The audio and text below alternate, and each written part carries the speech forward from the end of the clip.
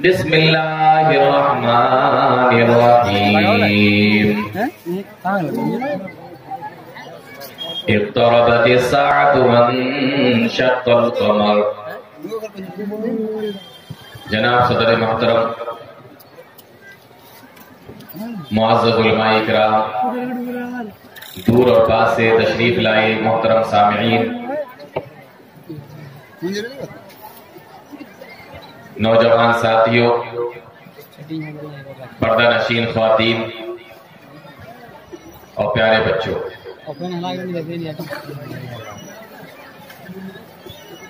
मौजू बहुत ही आसान है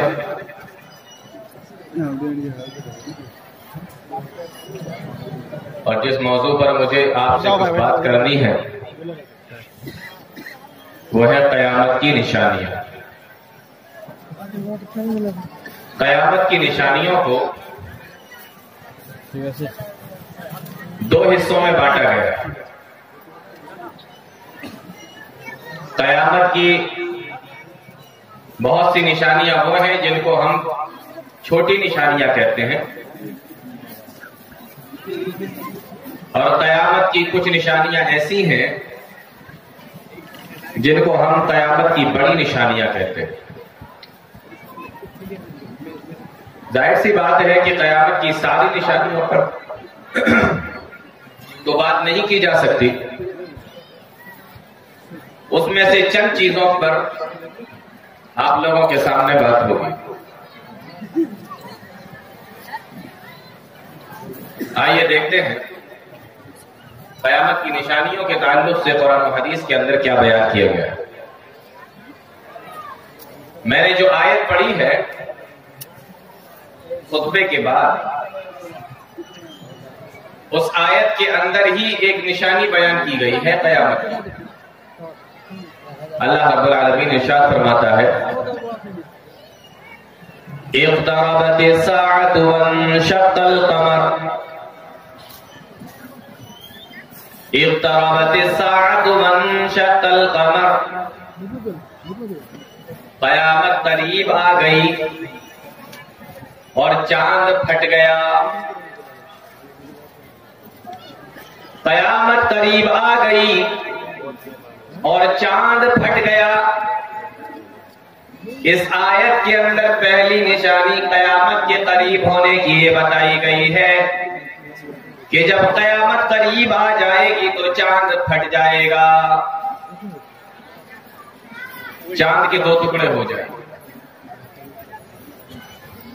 अब आप सारे अगर ये सोच रहे हैं कि क़यामत के करीब चांद फट जाएगा, तो मैं आपको बता दूं कि क़यामत के करीब चांद भी फटेगा, सूरज भी, जमीन और आसमान भी, हर चीज तबाह हो बर्बाद हो जाएगी। ये उस टाइम की बात नहीं है। क़यामत के बिल्कुल करीब जब सूर्य फूंका जाएगा और हर चीज तबाह हो बर्बाद हो जाएगी, ये उस टाइम की बात नहीं। उस टाइम तो हर चीज बर्बाद हो जाएगी। ये आयत से पता चला कि क़यामत के कायम होने से पहले एक वक्त ऐसा आएगा कि सारा निजाम यूं ही चलता रहेगा, लेकिन चांद के दो टुकड़े हो जाएंगे। अब हम ये देखते हैं, क्या कभी ऐसा हुआ है कि चांद के दो टुकड़े हुए हों, या आगे चलकर ऐसा होगा कि चांद के दो टुकड़े हो जाएं? तो हमें हदीसें बताती हैं, प्यारे नबी सल्लल्लाहु अलैहि वसल्लम के जमाने में ऐसा हो चुका है। सही बुखारी की रिवायत है, अल्लाह के नबी सल्लल्लाहु अलैहि वसल्लम के पास में लोग आए और आकर मुतालबा किया, आकर कहने लगे, ऐ मोहम्मद सल्लल्लाहु अलैहि वसल्लम, अगर तुम मेरे मुतालबे को पूरा कर दो तो हम तुम्हें नबी मान लेंगे। प्यारे नबी ने उनसे पूछा कि तुम क्या चाहते हो? तो उन्होंने जवाब दिया, मिना का मैदान है और रात का वक्त है, आसमान पे चांद निकला हुआ है। आसमान की तरफ निगाह उठाई उन मक्का के सरदारों ने, मक्का के मुशरिकों ने, और प्यारे नबी से ये कहा कि अगर इस चांद के 2 टुकड़े कर दो तो हम तुम्हें नबी मान लेंगे। प्यारे नबी सल्लल्लाहु अलैहि वसल्लम ने अल्लाह से दुआ की। आपकी हमेशा कोशिश ये रहती थी कि लोग ज्यादा से ज्यादा ईमान कबूल करें। आपने अल्लाह ताला से दुआ की और कुरान बयान करता है कि मन शक्कल कमर, चांद के 2 टुकड़े हो गए। हदीसों के अंदर आता है, सहाबाए किराम बयान करते हैं कि चांद के 2 टुकड़े हम लोगों ने बिल्कुल इस तरीके से देखे कि एक हिस्सा एक तरफ था और दूसरा हिस्सा दूसरी तरफ था, और उन दोनों के बीच में मक्का के पहाड़ दिखाई दे रहे थे। तो कयामत की पहली निशानी क्या है कि चांद 2 टुकड़े हो जाएगा, ये उसकी निशानी है। और ये अल्लाह के नबी सल्लल्लाहु अलैहि वसल्लम के ज़माने में ही पूरा हो गया। अब आप सोचिए कि इतनी बड़ी निशानी कि चांद के 2 टुकड़े हो जाएं, इतनी बड़ी निशानी नबी के ज़माने ही में पूरी हो चुकी है। जब ये इतनी बड़ी निशानी नबी के ज़माने में पूरी हो गई तो इससे पता चलता है कि क़यामत बहुत करीब है। मुशरिकीन मक्का ने देखा कि निशानी तो पूरी हो गई, अब उनको ईमान ले आना चाहिए था, इस्लाम कबूल कर लेना चाहिए था, लेकिन कहने लगे, ऐ मोहम्मद सल्लल्लाहु अलैहि वसल्लम, हम ये जानते थे कि तुम जादूगर हो, हम ये जानते थे कि तुम जादूगर हो और तुम्हारा जादू दुनिया के लोगों पर चलता है, लेकिन आज जब तुमने चांद के 2 टुकड़े कर दिए, आज जब तुमने चांद के 2 टुकड़े कर दिए तो मुझे पता चल गया कि तुम इतने बड़े जादूगर हो, इतने बड़े जादूगर हो कि तुम्हारा जादू तो आसमानों पर भी चलता है। ये कहा और ये कहकर वहां से भाग खड़े हुए, ईमान नहीं लाए। तो चांद के 2 टुकड़े हुए कब? अल्लाह के नबी सल्लल्लाहु अलैहि वसल्लम के ज़माने में। और अल्लाह ताला क्या फरमाता है कि जब क़यामत करीब होगी तो चांद 2 हिस्सों में बढ़ जाएगा। तो चांद एक मर्तबा नबी के ज़माने ही में 2 हिस्सों में बढ़ चुका है। इससे आप अंदाज़ा कर लें कि जो पेशीन गोइयाँ और जो बातें प्यारे नबी सल्लल्लाहु अलैहि वसल्लम ने क़यामत के ताल्लुक़ से और उसकी निशानियाँ बताई थी, वो बहुत जल्द तेज़ी के साथ में पूरी हो रही। अब मैं यहाँ पर एक बात और बताऊँगा। बड़ी तादाद में यहाँ पर तलबा बैठे हुए हैं। एक एतराज़ हो सकता है इस बात पर, एतराज़ ये हो सकता है कि इतनी बड़ी निशानी पूरी हुई और चांद के 2 टुकड़े हो गए तो दुनिया वालों को पता क्यों नहीं चला? दुनिया वालों को क्यों नहीं पता चला कि चांद के 2 टुकड़े हो गए हैं? मक्का वालों के अलावा किसी और ने क्यों नहीं देखा कि चांद के 2 टुकड़े हो गए हैं?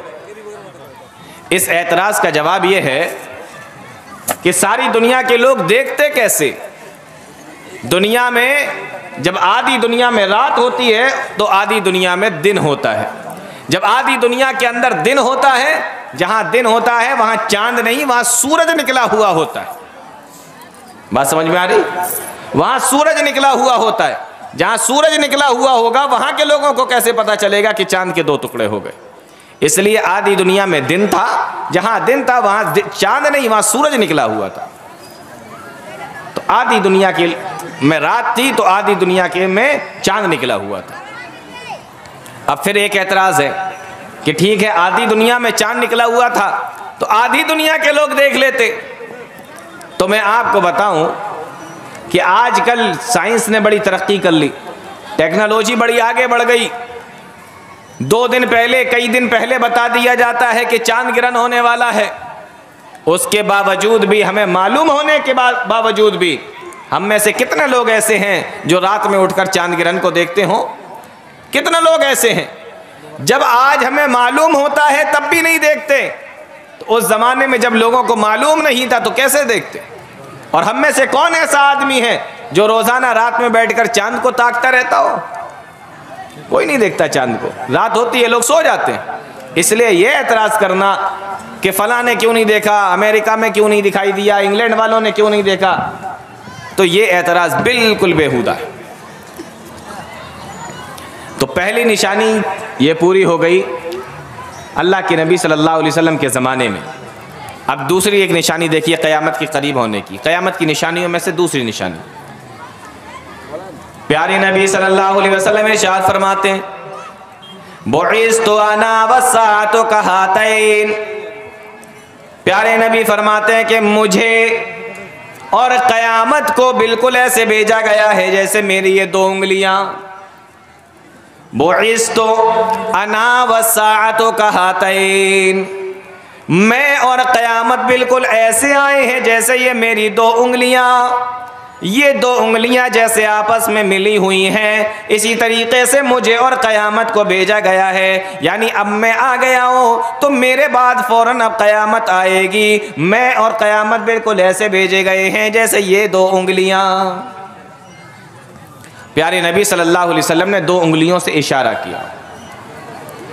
अब एक सवाल होता है कि नबी ने दो उंगलियों से इशारा करके क्यों बताया? हदीस की शरह करने वालों ने लिखा है कि ये दो उंगलियां नबी करीम सल्लल्लाहु अलैहि वसल्लम ने दिखाई और फरमाया कि मैं और क़यामत बिल्कुल इस तरीके से भेजे गए हैं। अब आप इन दोनों उंगलियों को देखिए, इन दोनों उंगली के बीच में कोई दूसरी उंगली नहीं है, ये जगह खाली है, दिख रहा है ना? इन दोनों उंगलियों के बीच में कोई दूसरी उंगली नहीं है, जगह खाली है। इसी तरीके से अल्लाह के नबी के बाद में सीधे क़यामत आएगी, बीच में कोई दूसरा नबी नहीं आएगा। जैसे इन दोनों के बीच में कोई तीसरी उंगली नहीं, इसी तरीके से नबी के और क़यामत के बीच में कोई दूसरा नबी नहीं आएगा। और इन नबी के बाद और क़यामत से पहले अगर कोई नबी होने का दावा करता है तो समझ लेना कि वो झूठा है, कज़्ज़ाब है। क्योंकि अल्लाह के नबी सल्लल्लाहु अलैहि वसल्लम ने फरमाया कि मैं और क़यामत बिल्कुल ऐसे आए हैं जैसे ये दो उंगलियां। इन दोनों उंगलियों के बीच में कोई तीसरी उंगली तो नहीं होती ना? बात समझ में आ रही है कि नहीं आ रही? एक चीज़ और बताऊं आपको, ये दो उंगलियां नबी ने दिखाई। इन दोनों उंगलियों में से ये दोनों उंगलियां बराबर नहीं हैं, बल्कि एक उंगली छोटी है और एक उंगली बड़ी है। उलमा ने लिखा है ये जो बड़ी उंगली है ये आदम से लेके मोहम्मदुर रसूलुल्लाह तक का ज़माना है, और ये जो छोटी उंगली है ये मोहम्मदुर रसूलुल्लाह से क़यामत तक का ज़माना है। अब मुझे ये बताओ कि इन दोनों में से बड़ी कौन सी है? जो बड़ी उंगली है वो आदम से लेके मोहम्मदुर रसूलुल्लाह तक का ज़माना, और जो छोटी वाली उंगली है वो मोहम्मदुर रसूलुल्लाह से लेकर क़यामत तक का ज़माना। पता ये चला कि जो बड़ा वाला ज़माना था वो गुज़र चुका है, जो छोटा वाला ज़माना है वो भी बड़ी तेज़ी से गुज़रता जा रहा है। इससे पता ये चलता है कि क़यामत बड़ी करीब आ चुकी है। समझ में आ रहा है कुछ? प्यारे नबी ने दो उंगलियां दिखाई। थोड़ा सा और गौर कीजिए इन दो उंगलियों पर। इन दो उंगलियों को आप चीर लीजिए। कितना चीर सकते हैं? इससे ज्यादा नहीं, वरना फट जाएंगी ये दोनों उंगलियां। अब इन दोनों उंगलियों को आपने चीरा, बीच में जरा सी जगह बची, दिख रही है ना? बीच में जरा सी जगह बची। ये जो जरा सी जगह है बस यही दुनिया है। एक तरफ नबी सल्लल्लाहु अलैहि वसल्लम है और दूसरी तरफ क़यामत है। बीच में ये जो जरा सी जगह बची है, छोटी सी जगह बची है, इतना सा टाइम गुजरना है और उसके बाद में क़यामत आ जाएगी। अब समझ में आया कि नबी करीम सल्लल्लाहु अलैहि वसल्लम ने ये दो उंगलियां क्यों दिखाई थी कि मैं और क़यामत बिल्कुल ऐसे आए। एक और चीज समझाता हूं, नबी ने ये दो उंगलियां दिखाई। ये बड़ी उंगली आदम से लेके नबी तक का जमाना, और ये छोटी उंगली नबी से लेके क़यामत तक का जमाना।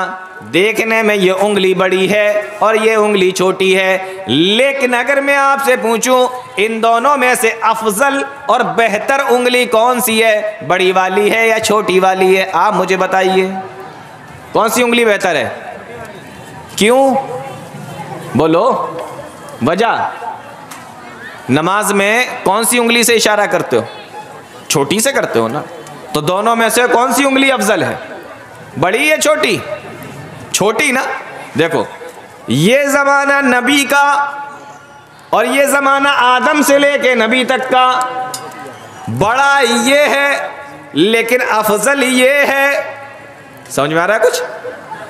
ज़माना छोटा ये ज़रूर है, लेकिन नबी करीम सल्लल्लाहु अलैहि वसल्लम तमाम अंबिया से अफजल हैं, इसलिए ये ज़माना छोटा होने के बावजूद भी बड़े वाले ज़माने से बेहतर है। बात समझ में आ रही है? तो प्यारे नबी सल्लल्लाहु अलैहि वसल्लम ने क्या फरमाया? मैं और क़यामत बिल्कुल ऐसे भेजे गए हैं जैसे ये दो उंगलियां। समझ में आ रहा है? तो ये दो निशानियां हो गई। पहली निशानी चांद फट जाएगा, वो फट चुका। नबी ने फरमाया मैं और क़यामत ऐसे भेजे गए, ये भी आपकी समझ में आ गए। एक तीसरी निशानी बताता हूं। जिब्रील अमीन अल्लाह के नबी सल्लल्लाहु अलैहि वसल्लम के पास में पहुंचे, इंसान की शक्ल में आए। बड़ी मशहूर हदीस है जिसको हदीस जिब्रील के नाम से जाना जाता है, और हदीस की बहुत सारी किताबों के अंदर इसको बयान किया गया है। लंबी हदीस है और उस हदीस के अंदर यह बयान किया गया कि जिब्रील अमीन ने अल्लाह के नबी सल्लल्लाहु अलैहि वसल्लम से आकर बहुत सारे सवाल पूछे। ईमान क्या है, इस्लाम क्या है, एहसान क्या है, और एक और सवाल पूछा, अल्लाह के नबी मतस्सा, मुझे ये बता दीजिए कि क़यामत कब आएगी। जिब्रील ने पूछा मुझे ये बताइए कि क़यामत कब आएगी। प्यारे नबी सल्लल्लाहु अलैहि वसल्लम ने फरमाया मल मसूलु अनहा बिआलम मिनस साइल, वो सवाल करने वाले, वो सवाल पूछने वाले, क़यामत के ताल्लुक़ से जितना इल्म तुझे उतना ही मुझे। ला युजल्लिहा लिवक्तिहा इल्ला हु, अल्लाह के अलावा कोई नहीं जानता कि क़यामत का वक्त कब है, क़यामत कब आएगी, कोई नहीं जानता। कब आएगी ये अल्लाह ने किसी को नहीं बताया। वो जिब्रील अमीन जो इंसान की शक्ल में आए थे, उन्होंने एक और सवाल किया, अल्लाह के नबी तो मुझे कम से कम अन अमारतिहा, क़यामत कब आएगी, अगर आपको ये नहीं पता, ये नहीं बता सकते, तो कम से कम आप मुझे ये बता दीजिए अन अमारतिहा कि क़यामत की निशानियां क्या हैं। हमें पता कैसे चलेगा कि क़यामत आने वाली है, उसकी निशानियां कुछ बता दीजिए ताकि हमें मालूम हो जाए कि क़यामत आने वाली है। प्यारे नबी सल्लल्लाहु अलैहि वसल्लम ने इरशाद फरमाया, निशानी सुन लो इस हदीस के अंदर आपने फरमाई। पहली निशानी अल्लाह के नबी सल्लल्लाहु अलैहि वसल्लम ने बयान फरमाई, अंतलिदल अमतु रब्बतहा। पहली निशानी बताई जा रही है, अंतलिदल अमतु रब्बतहा। क़यामत की पहली निशानी यह है कि लौंडी अपने मालिक को जनेगी। नहीं समझ में आया? आसान सा समझाता हूं। क़यामत की पहली निशानी यह है, नौजवानों जरा गौर से सुनना, प्यारे नबी ने फरमाया कि औलादे नाफरमान हो जाएंगी, ये क़यामत की पहली निशानी है। क़यामत जितना करीब आती चली जाएगी, औलाद उतनी ही ज़्यादा नाफरमान होती चली जाएगी। ये क़यामत की निशानियों में से एक निशानी है कि औलादे नाफरमान होने लगेंगी। आज घर घर का ये मसला उठा कर देख लीजिए कि औलादे नाफरमान हैं। कोई एक आदमी ये बता दे इतने बड़े मजमे के अंदर कि औलादे नाफरमान नहीं है, जैसा बोलो वैसा ही करती, बेटे भी बेटियां भी बिल्कुल फर्माबरदार। नहीं बता सकता कोई।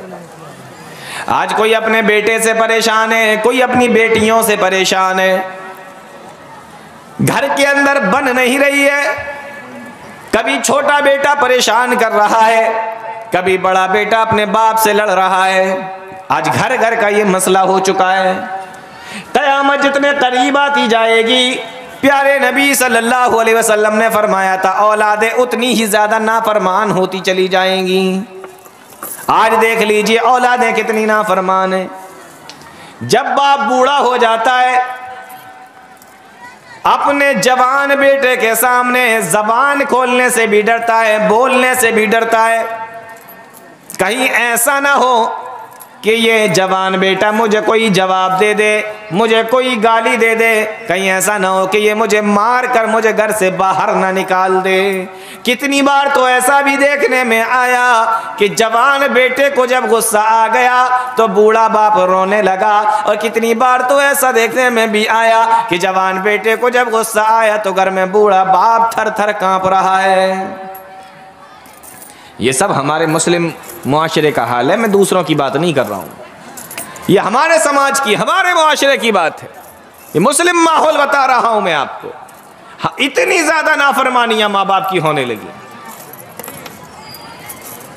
एक मर्तबा अल्लाह के नबी सल्लल्लाहु अलैहि वसल्लम ने अपने सहाबा के सामने फरमाया, ऐ मेरे सहाबा, अल्लाह की लानत हो ऐसे आदमी पर जो अपने माँ बाप को गाली देता हो, अपने माँ बाप को बुरा भला कहता हो, अपने माँ बाप को गालियाँ देता हो। ऐसे आदमी के ऊपर अल्लाह की लानत हो। जब सहाबा इकराम ने ये सुना, फरमाया, ऐ अल्लाह के नबी, हम में से कौन ऐसा आदमी होगा जो अपने माँ बाप को गालियाँ देता होगा, जो अपने माँ बाप को बुरा भला कहता होगा? हम में से कौन ऐसा आदमी होगा?